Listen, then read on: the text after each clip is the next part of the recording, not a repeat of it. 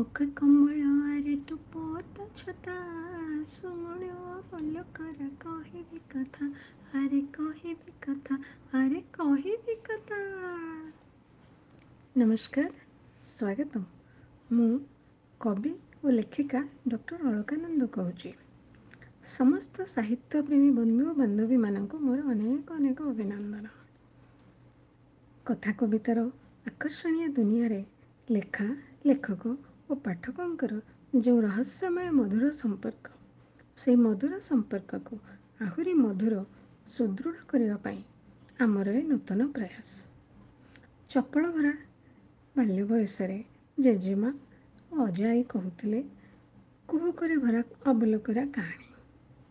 ସମୟ ସହିତ ବୟସ ଓ ସଭ୍ୟତାର ପରିବର୍ତ୍ତନ ହୁଏ ତଥା ପ୍ରାପ୍ତ ବୟସରେ କଥା କାହାଣୀମାନେ ଚଳଚ୍ଚିତ୍ର, ରେଡ଼ିଓ, ଟିଭି, ପତ୍ରିକା ଓ ବହି ରୂପରେ ଆମ ପାଖରେ ଉପସ୍ଥିତି ବଜାୟ ରଖନ୍ତି। ବର୍ତ୍ତମାନ ସମୟରେ ବିଜ୍ଞାନର ପ୍ରଗତି ଆମକୁ ଆଣିଦେଇଛି କମ୍ପ୍ୟୁଟର ଓ ଇଣ୍ଟରନେଟ୍ର ଉପହାର। କମ୍ପ୍ୟୁଟର ଓ ଇଣ୍ଟରନେଟ୍ କଥାକୁହା କଣ୍ଢେଇର ସ୍ଥାନ ଗ୍ରହଣ କରି ସାହିତ୍ୟ ସମ୍ପର୍କକୁ ମଧୁରତର କରିବାର ଅପାର ସୁଯୋଗ ପ୍ରଦାନ କରିଛନ୍ତି। ସେହି ସୁଯୋଗର ସଦ୍ ଉପଯୋଗ କରି ଆପଣମାନଙ୍କ ସହ ମୋର ସାହିତ୍ୟ ସମ୍ପର୍କକୁ ଆହୁରି ମଧୁର ଓ ପ୍ରଗାଢ଼ କରିବା ଉଦ୍ଦେଶ୍ୟରେ ମୁଁ ଆଜି ଆପଣମାନଙ୍କୁ ଏ ଚ୍ୟାନେଲରେ ସ୍ୱାଗତ କରୁଛି।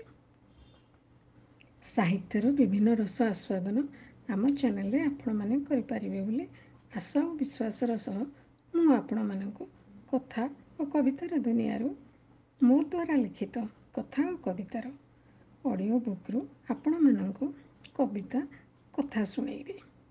ଆଶା ଆପଣମାନଙ୍କ ସାହିତ୍ୟ ପ୍ରେମ ତାହାଦ୍ୱାରା ସମୃଦ୍ଧ ହେବ ତଥା ଓଡ଼ିଆ ସାହିତ୍ୟର ବିଶେଷ ପ୍ରଚାର ଓ ପ୍ରସାର ହେବ।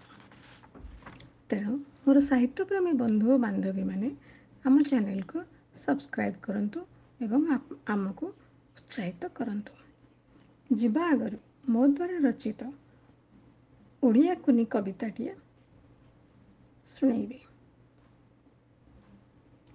ହେ ବନ୍ଧୁ, କଥା ତ ଅନେକ, ହେ ବନ୍ଧୁ, କଥା ତ ଅନେକ କିନ୍ତୁ ଆଶାଟି ଏତିକି। ହେ ବନ୍ଧୁ, କଥା ତ ଅନେକ କିନ୍ତୁ ଆଶାଟି ଏତିକି। ଫାଲ୍ଗୁନକୁ ସାଥେ ନେଇ ଇନ୍ଦ୍ରଧନୁ ପଥ ଦେଇ। ହେ ବନ୍ଧୁ, କଥା ତ ଅନେକ କିନ୍ତୁ ଆଶାଟି ଏତିକି। ଫାଲ୍ଗୁନକୁ ସାଥେ ନେଇ ଇନ୍ଦ୍ରଧନୁ ପଥ ଦେଇ ତୁମ ମନ ବନେ। ଫାଲ୍ଗୁନକୁ ସାଥେ ନେଇ ଇନ୍ଦ୍ରଧନୁ ପଥ ଦେଇ ତୁମ ମନ ବନେ ହୃଦୟର ସ୍ପନ୍ଦନରେ। ତୁମ ମନ ବନେ ହୃଦୟର ସ୍ପନ୍ଦନରେ ଫୁଟିବି ମୁଁ ଫୁଲ ହୋଇ। ତୁମ ମନ ବନେ ହୃଦୟର ସ୍ପନ୍ଦନରେ ଫୁଟିବି ମୁଁ ଫୁଲ ହୋଇ ଜନ୍ମ ଜନ୍ମାନ୍ତର ପାଇଁ। ହେ ବନ୍ଧୁ, କଥା ତ ଅନେକ କିନ୍ତୁ ଆଶାଟି ଏତିକି। ରହୁଛି, ଆଜି ପାଇଁ ଏତିକି। ନମସ୍କାର।